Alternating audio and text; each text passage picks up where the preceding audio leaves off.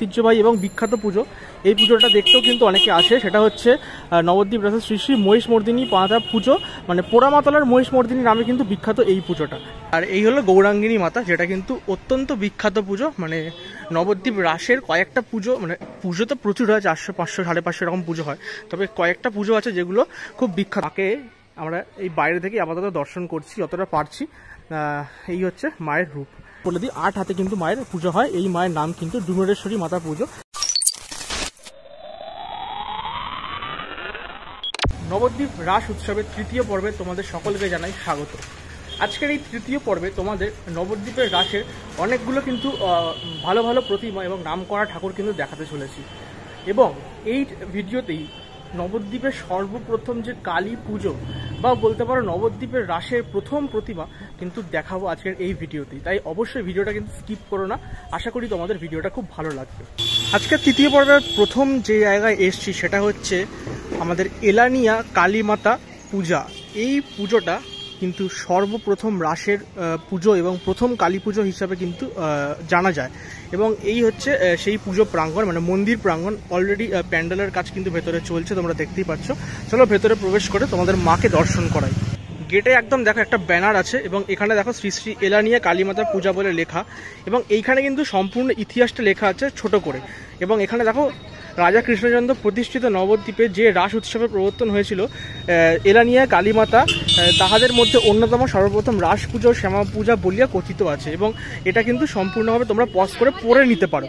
আর এই হচ্ছে যখন মা রেডি হয়ে যাবে তখন কিন্তু মূর্তিটা এরকম দেখতে লাগে। আর এই হচ্ছে অলরেডি দেখছো মণ্ডপের কাজ কিন্তু একদম জোর কদমে চলছে। আর বিশাল বাইরে রোদ এবং নবদ্বীপে বিশাল গরম। আর মোটামুটি কিন্তু এই হচ্ছে মন্দির প্রাঙ্গণ। বাইরে থেকেই তোমাদেরকে দর্শন করাচ্ছি, কেননা ভেতরটা বন্ধই আছে। মোটামুটি এখন বাজে হলো 1:50, প্রায় 2টো বাজতে যায়। আর মাকে আমরা এই বাইরে থেকেই আপাতত দর্শন করছি যতটা পারছি। এই হচ্ছে মায়ের রূপ। এখনো পর্যন্ত যেটুকু দেখতে পাচ্ছি 2 মিনিটের কাজ সম্পূর্ণভাবে কমপ্লিট হয়ে গেছে। এবং আজকে রাত থেকেই হয়তো সম্পূর্ণভাবে রঙের কাজ কিন্তু ধরা হবে এই প্রতিমার। এবং আমরা যদি দেখি এখানে কিন্তু প্রত্যেকটা ঠাকুর তৈরি হওয়ার আগে কাঠামো পুজো হয়। এবং দেখতেই পাচ্ছ কাঠামোর সামনে কিন্তু ফুল দেওয়া আছে, শিবের গায়েও কিন্তু মাথায় ফুল দেওয়া আছে, জবা ফুল দেওয়া আছে।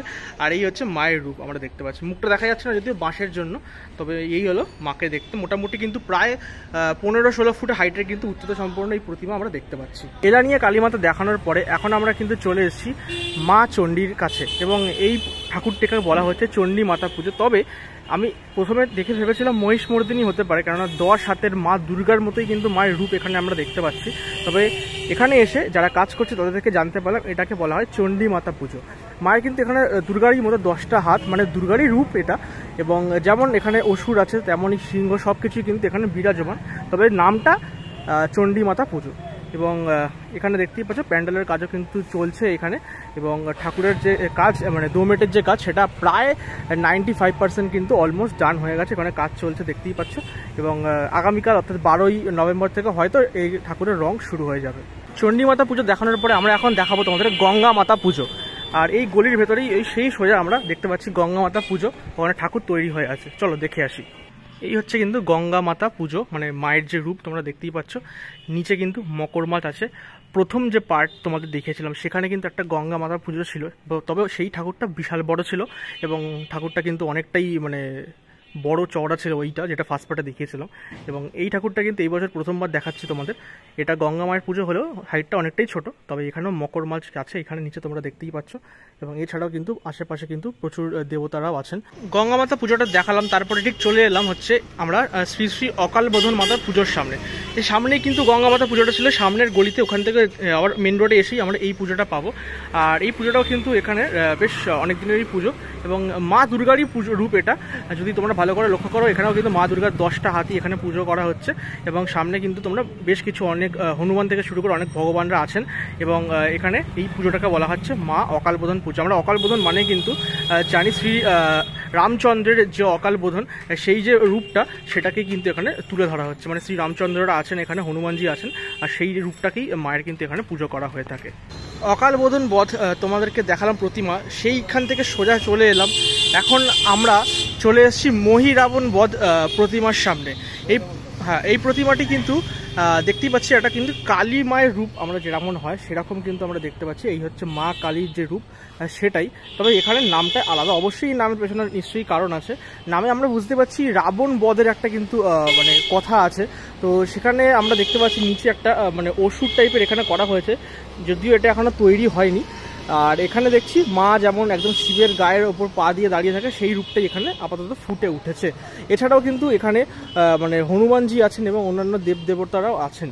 আর এই ঠাকুরটা কিন্তু বেশ বড় হাইটের ঠাকুর। এখানে যদি দেখো এই যে গাড়ি আছে, এই গাড়ির ওপরেই কিন্তু এখানকার নবদ্বীপের সমস্ত ঠাকুর তৈরি হয় এবং বিশাল বড়। মোটামুটি যদি আমি এইখান থেকে ওই পর্যন্ত ধরি তাহলে মোটামুটি আমি বুঝতে পারছি 20-25 ফুটের আরামসে চালিয়ে নিয়ে কিন্তু চলে যাবে।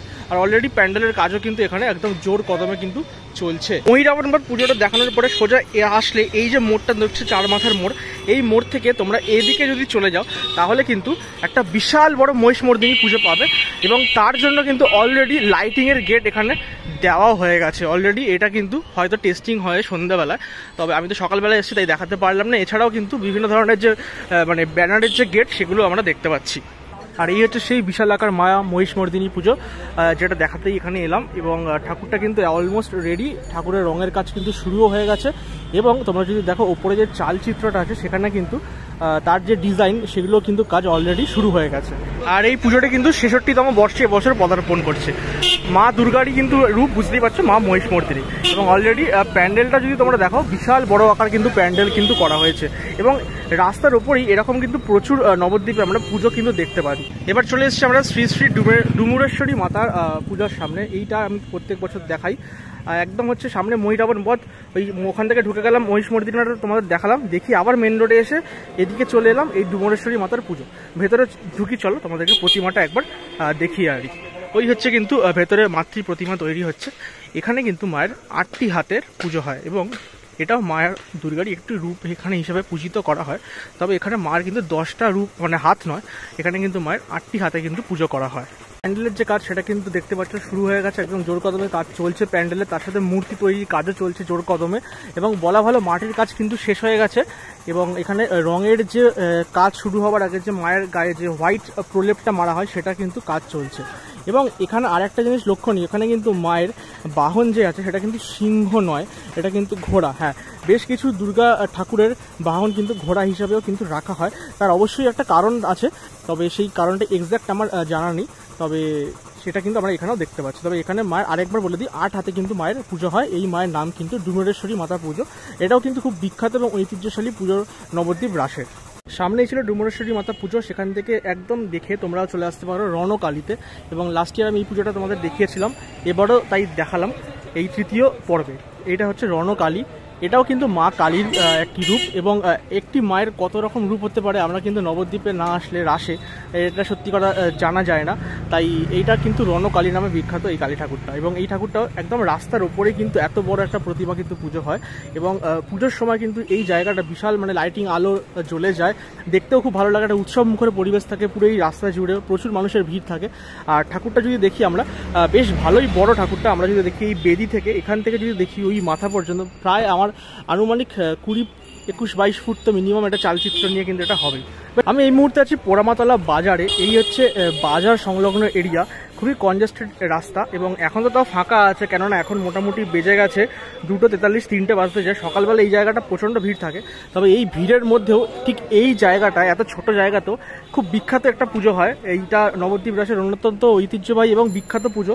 এই পুজোটা দেখতেও কিন্তু অনেকে আসে, সেটা হচ্ছে নবদ্বীপ রাসের শ্রী শ্রী মহিষমর্দিনী মাতা পুজো, মানে পোড়ামাতলার মহিষমর্দিনী নামে কিন্তু বিখ্যাত এই পুজোটা।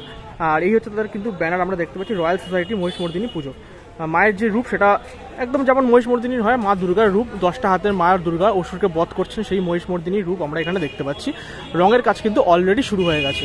মহিষমর্দিনী ওই দিক থেকে আমরা দেখে সোজা একদম হেঁটে এলাম, এখানে একটা মন্দির তোমরা পাবে। আর এই মন্দিরের এই রাস্তা দিকেই সোজা ওইখানে যে বাঁশগুলো দেখছো ওখানেই কিন্তু সবথেকে বিখ্যাত অন্যতম একটা পুজো হয়, সেটা হচ্ছে গৌরাঙ্গিনী মাতা, যেটা তোমাদেরকে দেখাবো।